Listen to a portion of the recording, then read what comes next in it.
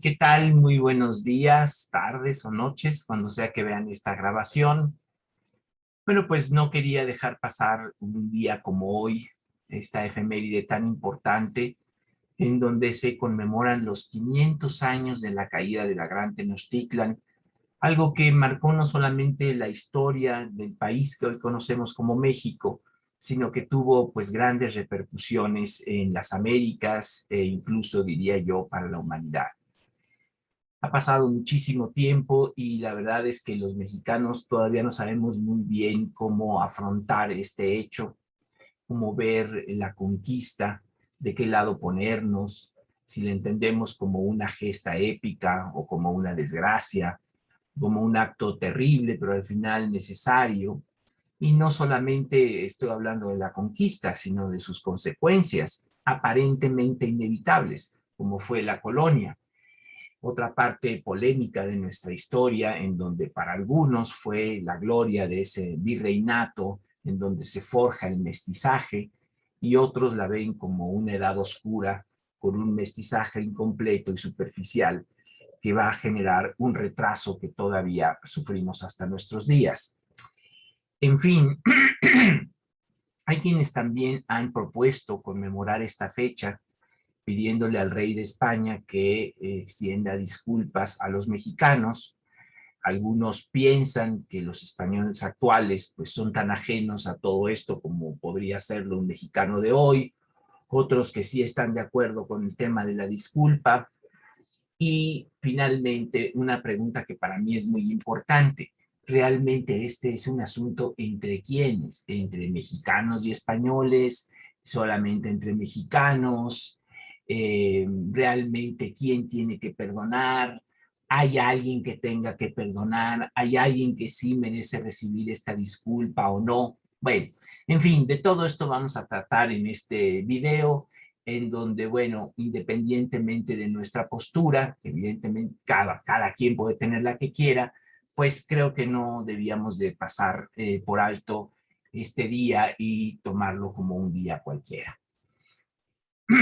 Bueno, la guerra de 1519 a 1521, que es lo que generalmente conocemos como la conquista de México, es un mito, no solo porque hay muchas creencias erróneas en torno a ello, es decir, aquí sí estamos hablando de la acepción popular del término mito, como una especie de mentira, porque evidentemente hay muchas mentiras en relación a esta conquista, pero también porque es un relato, una narrativa creada, transmitida, que combina elementos históricos y ficticios que van a terminar por legitimar la colonia y que se van a convertir en uno de nuestros mitos fundamentales y fundacionales.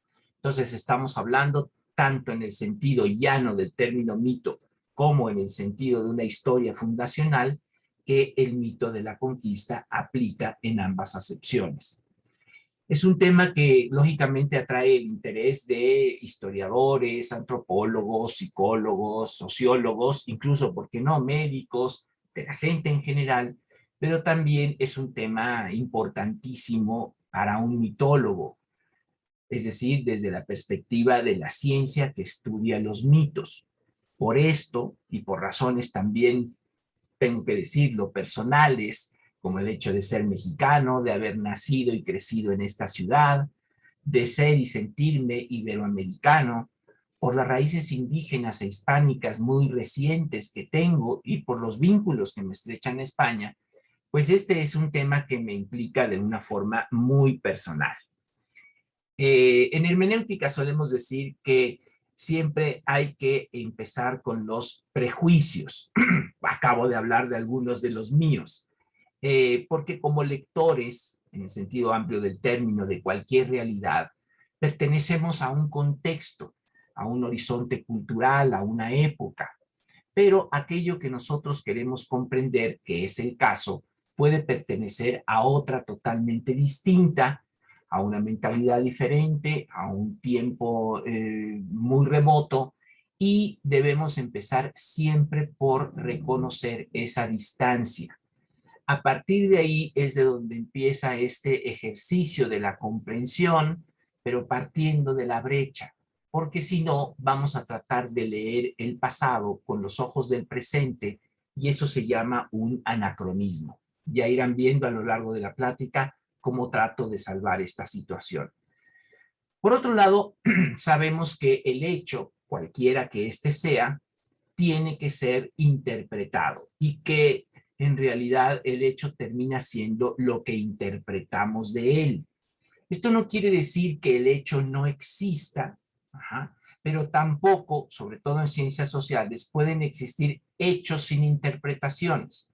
Entonces, aquí es muy importante tener en cuenta que por un lado está un hecho, que es una guerra, y por otro lado está la interpretación que se ha hecho de ella. Y precisamente ese es el punto. La interpretación de esa guerra es lo que llamamos conquista de México, aunque de hecho ese país ni siquiera existía en ese momento. Así que hoy pues se cumplen 500 años de este suceso trágico, de la caída de nuestra Troya, por decirlo de alguna manera, y creo que es una estupenda oportunidad para aplicar esto que los historiadores llaman el revisionismo histórico. Es decir, de actualizar nuestra interpretación de aquello a la luz de reflexiones, de evidencias. Y pues desafortunadamente creo que no ha habido muchos revisionismo, mucha interpretación de un suceso tan importante, pues porque el presente resulta demasiado demandante y pues realmente ha pasado un poco a segundo o a tercer plano.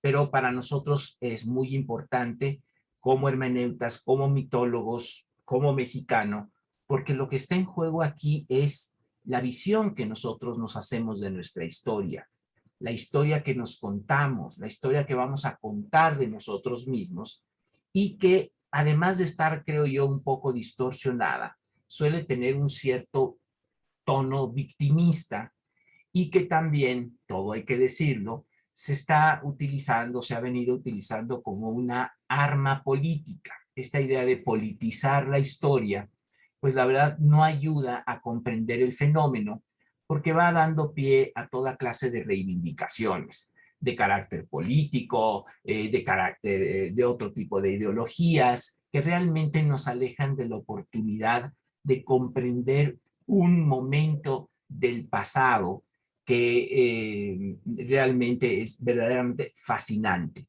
Entonces, sí es importante decir que esta reflexión no tiene ninguna aspiración de esta naturaleza.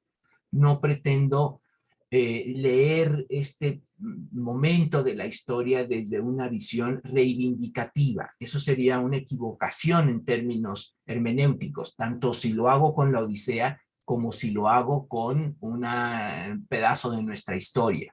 Simplemente queremos acercarnos a un hecho remoto e importante y tratarlo de comprender mejor, comprendernos mejor a nosotros mismos y comprender también a los demás.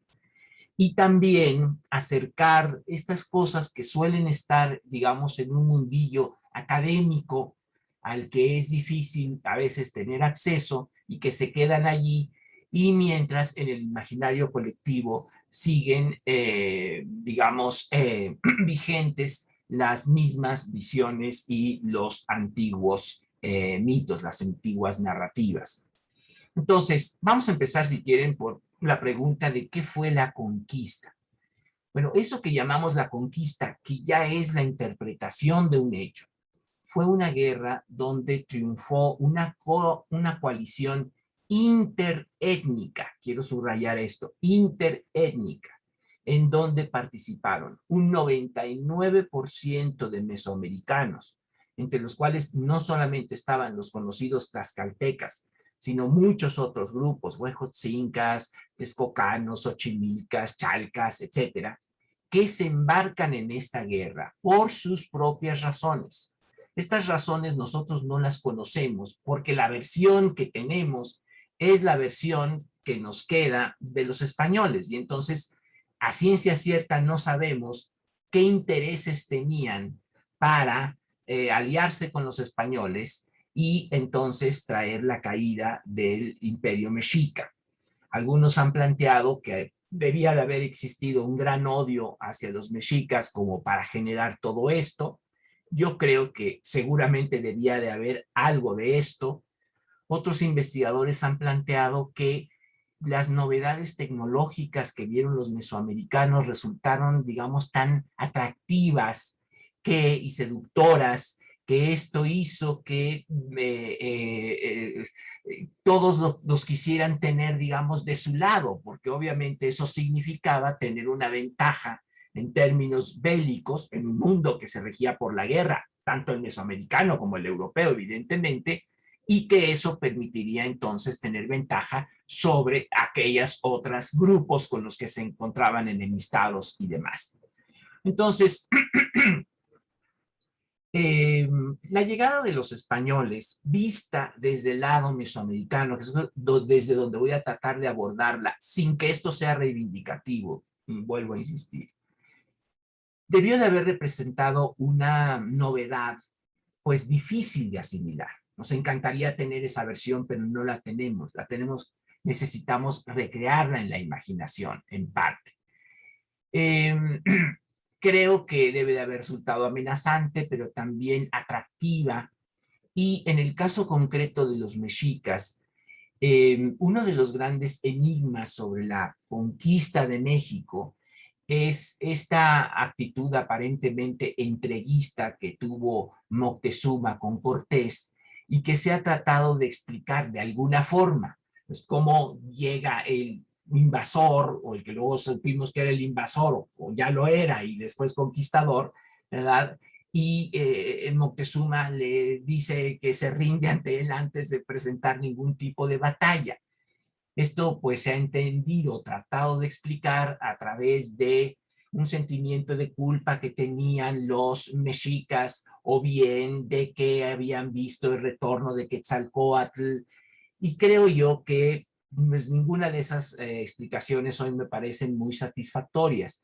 Lo que creo yo más, digamos, razonable sería que los mexicas querían tener a los españoles de su lado. No creo que Moctezuma le haya entregado a Cortés la ciudad, pero sí creo que lo quiso alojar, como efectivamente fue, y vivieron pacíficamente durante varios meses sin que hubiera ningún conflicto, porque digamos que los mexicas estaban interesados en tener a los españoles de su lado. Todo esto se mantuvo así hasta que vinieron los sucesos que se desencadenaron en eh, en la guerra que termina en la Noche Triste, y donde efectivamente ahí Cortés tiene que salir y irse a Tlaxcala, donde se va a formar la coalición, o se va a formalizar la coalición, y se van a preparar para tomar la ciudad de Tenochtitlan el 13 de agosto de 1521. Entonces, creo que podemos ver que dentro del mundo mesoamericano había dos actitudes. Por una parte, de resistencia, y por otra parte, de alianza. Por ejemplo, con los tlaxcaltecas, primero lo resistieron y después de perder se aliaron a ellos. Con los mexicas, primero se aliaron y después de estos sucesos terminaron enemistados. Pero estos dos elementos estaban allí en juego todo el tiempo, y seguramente había un interés en relación a esta, digamos, tecnología de punta que estaban viendo de parte de los españoles y que les sería de ventaja para ellos. No creo que hayan sido engañados. También en Mesoamérica había una serie de visiones políticas y demás que entraron en juego en todo esto. Entonces, lo que sí efectivamente no tenían ni idea era con quién se estaban aliando. Y bueno, pues aquí hay un elemento realmente curioso que ha despertado el interés de muchos investigadores por responder a la pregunta de por qué te alías con un desconocido. Normalmente nos aliamos con los conocidos, pero aquí fue una alianza con un desconocido. Y lo que no sabían, y de hecho no podían saber, era qué estaba o quiénes estaban detrás de esos grupúsculo de 500 y desgraciadamente cuando se dieron cuenta que estaba detrás de esos 500 raros, pues resultó que había un imperio que ya se frotaba las manos y más aún cuando se enteró de todas las minas de plata que había aquí. Entonces, los mesoamericanos no lo sabían, pero sí creo que es importante recordar algunas cosas que seguramente son del conocimiento de ustedes. Carlos V, que es un rey de Chiripada, en realidad, el hijo de Juana la Loca, que pues no sabemos qué tan loca estaba o qué tanto se hacía, por lo tanto, nieto de los reyes católicos, que por línea materna, ¿verdad? Era el heredero legítimo de Castilla y Aragón. Entonces, llega en 1517, él es austriaco, no sabe hablar castellano y pues es de alguna manera rechazado, sobre todo en una muy famosa revuelta de comuneros en Castilla, en donde se le oponen totalmente a él y la reprime brutalmente. Después tuvo que enfrentar otras guerras, Solimán estaba asolando Austria y evidentemente quería ser el emperador del Sacro Imperio Romano Germánico y para eso se necesitaba mucho dinero. Y esto estaba ocurriendo en paralelo con un insurrecto que se había ido de Cuba, que se había metido en una guerra civil indígena o que había promovido esa guerra o que entró en ella de alguna manera y que supo venderle esto al rey como si fuera una conquista que todavía ni siquiera había ocurrido, sabiendo que era la única manera en la que lo iban a perdonar y también pues luego rendirle los honores correspondientes por haberle dado a el rey pues todos esos dominios y todas esas riquezas que describe en sus famosas cartas. Estas cartas, como ustedes bien saben, son las cartas de relación de Hernán Cortés, que haríamos mal en tomar ingenua y acríticamente como un documento historiográfico. Tendríamos que verlas hermenéuticamente. Se escribieron con una finalidad, hacia alguien, con una intención. Y sobre todo es importante aquí la carta, la segunda, la que escribe en 1520, en donde podemos ver el origen del mito de la conquista, porque es ahí donde Cortés le cuenta a Carlos V que, pues como él ya ha declarado que todo eso es del rey, todos aquellos que se opongan a esto, pues van a ser insurrectos y van a ser reprimidos, y los demás van a ser vasallos. Entonces narra que llega con Moctezuma y que Moctezuma se declara vasallo del rey y que entonces pues todavía no nos han entregado las riquezas, pero que seguramente ahí están, y todo esto se lo está contando como si la conquista ya se hubiera dado, cuando que en realidad en 1520 Hernán Cortés estaba en el punto más bajo de su aventura y fue en realidad pues mantenido y prácticamente rescatado por los tlaxcaltecas y demás que le permitieron rearmarse y luego poder tomar México Tenochtitlan. Entonces, Federico Navarrete plantea esta idea que a mí me parece muy interesante, de que aquí nace el mito de la conquista, porque todavía ni siquiera se ganaba esa guerra y ella estaba, ¿verdad?, vendiéndola al emperador Carlos V como si ya hubiera ocurrido, cuando que ni siquiera todavía ocurría la campaña final. Y también creo que es muy importante distinguir algo que nos puede resultar un poco difícil porque como se desarrolló la historia y como luego nos la contaron, parece como inevitable que de la conquista se diera la colonia. Bueno, pues ni fue exactamente una conquista, y menos una conquista de un grupo de 500 españoles sobre un imperio, ni tampoco necesariamente tuvo que haber desembocado en una colonia. Creo que los que participaron en esa guerra que estamos conmemorando de alguna manera 500 años después, sobre todo en mi caso de los mesoamericanos, pues muy difícilmente se hubieran podido imaginar que aquello iba a terminar en una conquista ya formal y en una colonia. que ocurrió estas dos cosas después de la guerra. Si entendemos que fue una coalición interétnica, pues no ganaron los españoles, ganaron un grupo de españoles y 99% de mesoamericanos. O sea, para decirlo en pocas palabras, se conquistaron a sí mismos y no sabían qué era lo que iba a pasar después. Y la colonia que vino a continuación siempre se nos ha contado como algo inevitable, como algo que era necesario que ocurriera a partir de la conquista. Pues no es así. Hubieran podido existir otras formas a partir de esa derrota que seguramente hubieran sido las formas mesoamericanas de siempre, y entonces no se hubiera dado un poder tan vertical y tan hegemónico como el que se dio a través de la colonia. Bueno, otra parte muy importante de la conquista que no se ve o no suele verse así es que la conquista se dio también a través de las letras, no solamente a través de las armas. Y aquí es donde ya toca un tema pues todavía más relacionado con lo que nosotros estudiamos, con la mitología. ¿Por qué? Porque sin una narrativa sobre esos hechos, ¿cómo se iba a consolidar la visión del conquistador, de la épica de Cortés y de la superioridad no solamente tecnológica, sino cultural? Que la tecnológica es evidente, pero que la cultural desde luego no lo es, de los españoles sobre los indígenas durante la época del virreinato de la Nueva España. Entonces, para esto se necesitó de historiadores, historiadores que interpretaran la conquista. El que más conocemos es Bernal Díaz del Castillo.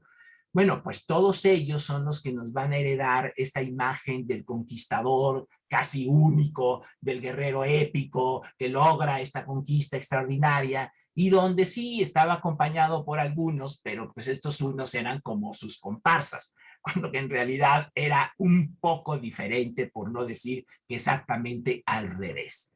Entonces, eh, ¿por qué se dio luego ya finalmente esta conquista?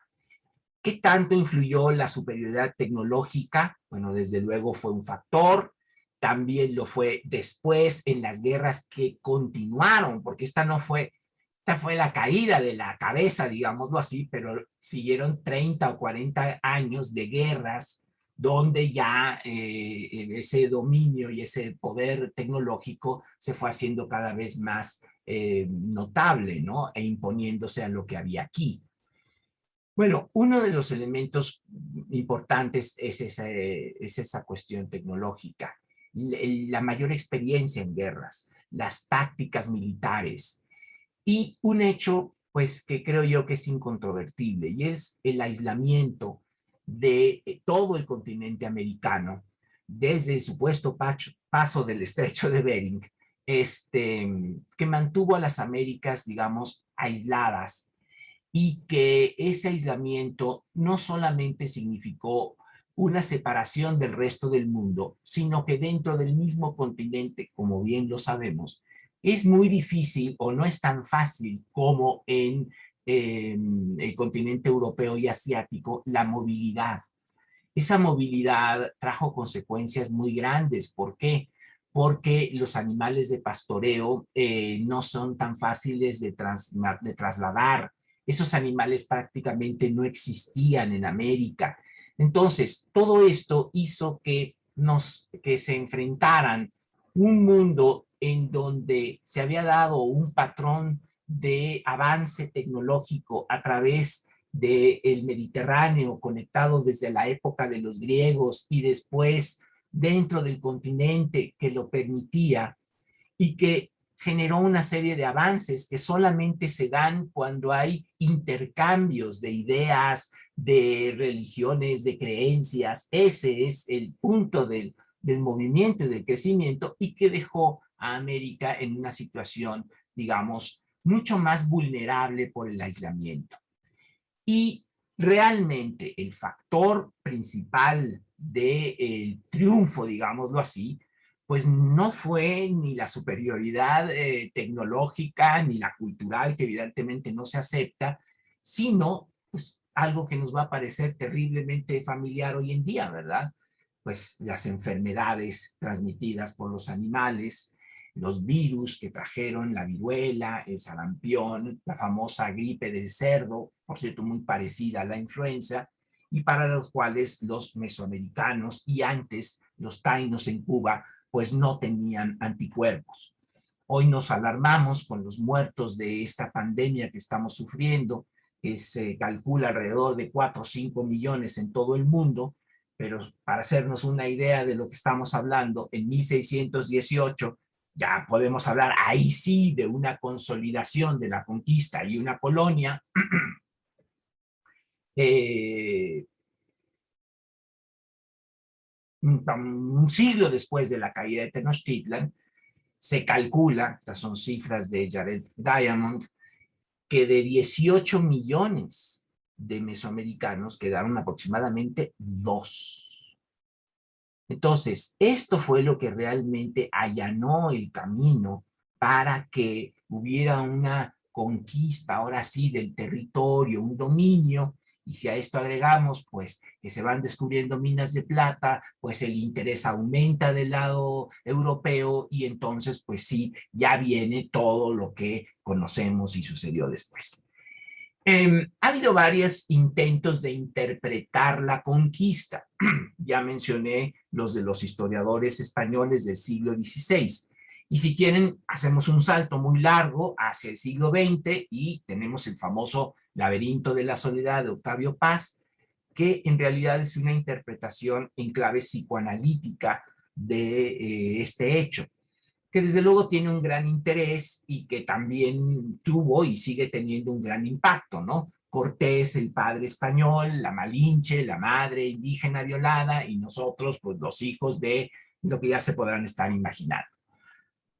Octavio Paz no entiende, evidentemente, la conquista como lo hacían los españoles anteriormente, es decir, como un acto de divina providencia que trajo la salvación por medio de la espada y de la cruz, sino como un psicoanálisis cultural en donde desde mi punto de vista tiene el acierto de poner en primer plano este ingreso doloroso de esta parte del mundo al resto del mismo, que digamos es una especie de trauma de nacimiento, en donde como todo nacimiento hay dolor y además pues terminó siendo un nacimiento un tanto tardío y desde entonces ya estamos un poco atrasados en relación a muchos otros elementos. Entonces, lo que estamos viendo es que con Octavio Paz tenemos una relectura, pero una relectura que deja intacto el mito de la conquista. Es decir, no termina por desmontarse la idea de la conquista, sino que se le da una interpretación psicológica cultural. Entonces, mientras no desmontemos el mito de la conquista, y ahora estoy utilizando el término mito no como una verdad trascendente de ningún tipo, estoy hablando del mito en el sentido de una historia que se crea para legitimar un determinado orden, que fue el orden colonial, que estuvo apuntalada por estos historiadores, cuyo camino se allanó a través de las epidemias y donde también influyó la superioridad tecnológica que había en Europa por las razones ya explicadas. Entonces, mientras no desmontemos el mito de la conquista, siempre vamos a llegar al mismo lugar común, en donde de hecho casi que medio estamos. Los buenos y los malos, las víctimas y los victimarios, los españoles y los mexicanos. Y bueno, para nosotros en concreto, como mexicanos, pues es muy complicado porque yo siempre he dicho que la autoctonía tiene un peso simbólico muy grande, como en el caso, por ejemplo, del blanco y el negro. Ahí hay una asociación simbólica que predispone al racismo. El peso de la autoctonía de los que nacimos en esta tierra, pues hace que sea como muy fácil identificarnos con lo de aquí. Yo he tenido mucho cuidado en no identificar a un mexicano con un mexica, porque desde mi punto de vista no es lo mismo. Pero claro, jala mucho el peso de la autoctonía y entonces es muy fácil caer en estas visiones simplistas y olvidar pues toda esta complejidad que implica tener una identidad mayormente o en su gran mayoría mestiza, donde pues ya no sabemos muy bien si somos los victimarios o si somos las víctimas, porque en realidad pues estamos o somos parte de las dos, y si renunciamos a una, pues estaríamos negando una parte o bien la otra. Por lo tanto, pues es realmente complicado. Somos las dos cosas, somos víctimas y somos victimarios. Entonces, pues, ¿a quién le estamos pidiendo perdón? ¿O quién es quien tiene que pedir perdón? Y ya con esto quiero terminar. Realmente, ¿a qué viene todo esto de que el rey de España se disculpe y cosas por el estilo? Bueno, básicamente tiene que ver con algo que yo encuentro equivocado, y es el uso político de la historia. No, si usamos la historia o un hecho del pasado para reivindicar posiciones ideológicas o bien políticas, no lo vamos a comprender. Entonces, a partir de todo lo que he expuesto aquí y al desmontar el mito de la conquista para darnos cuenta que esta en realidad en su origen fue una especie de guerra civil indígena donde los españoles fueron el fiel de la balanza, pues entonces, ¿cuál conquista de México? Entonces, ¿cuál conquista de Hernán Cortés? Y pues lo que hemos tenido es esa versión de la historia que, como he dicho, nos lleva siempre al mismo lugar y a la misma situación maniquea. Creo, es mi punto de vista y es respetable que sea pues contrario al de otras personas, que hoy en día un español actual pues es casi tan ajeno como un mexicano contemporáneo a lo que ocurrió entonces. En dado caso, y a la luz de lo que hemos visto el día de hoy, si quisiéramos apropiarnos de ese pasado, pues casi que, no sé, tendríamos que perdonarnos entre nosotros mismos o a nosotros mismos, o darnos cuenta de los riesgos que significan las divisiones internas y algunas alianzas que al final pueden terminar en algo malo para todos. Entonces, si los españoles o si Cortés no fue el conquistador, qué disculpa, qué perdón. Es una forma muy simplista de poner la historia, y por eso creo que desmontando el mito de la conquista, pues creo yo que llegamos a la conclusión de que no hay nada que perdonar. Ahora, que no haya nada que perdonar no significa que no haya mucho que aprender. Y no solamente mucho que aprender desde este lado del charco, también desde aquel, siempre y cuando se considere que esa historia nos vincula y que la historia de México no se puede entender sin la de España, ni la de España puede entenderse sin la de las Américas. Entonces, pues, ¿por qué no mejor acercarnos como españoles y mexicanos contemporáneos a un hecho pasado que nos cuesta difícil comprender, que de alguna manera nos vincula, nos reúne y nos va a unir para siempre? Porque tanto nuestra historia como la de ellos y nuestros destinos quedaron sellados aquel 13 de agosto de 1521 en la trágica caída de México Tenochtitlan. Bueno, pues una disculpa a mis queridos alumnos por interrumpirlos en sus sagradas vacaciones de mí, que bien merecidas se la tienen, y a quienes han escuchado esto por primera vez, pues invitarlos a estos cursos de mitología, en donde el próximo módulo, que inicia en septiembre, estaremos viendo la segunda parte de la Odisea de Homero. Decimos una odisea en la Odisea. Las personas que estén interesadas pueden contactarse con nosotros. Yo intentaré hacer lo posible para incluirlos, digamos, a la mitad, porque justamente es donde nos encontramos. Así que bueno, nos vemos en septiembre. Mientras tanto, Ulises duerme plácidamente en aquella nave mágica de los feacios rumbo a su querida Ítaca. Hablemos bajo, no lo despertemos, ya va a llegar. Muchas gracias a ustedes, también a la revista Nexos en este maravilloso número que le dedicó en agosto, y a todos los intelectuales que dieron paso a estas reflexiones: Rolén Adorno, Federico Navarrete, Matthew Restal, Mauricio Tenorio y Camila Townsend, junto con Guadalupe, no, Soledad Loaesa, perdón, que fueron los inspiradores de esta charla. Nos vemos en septiembre.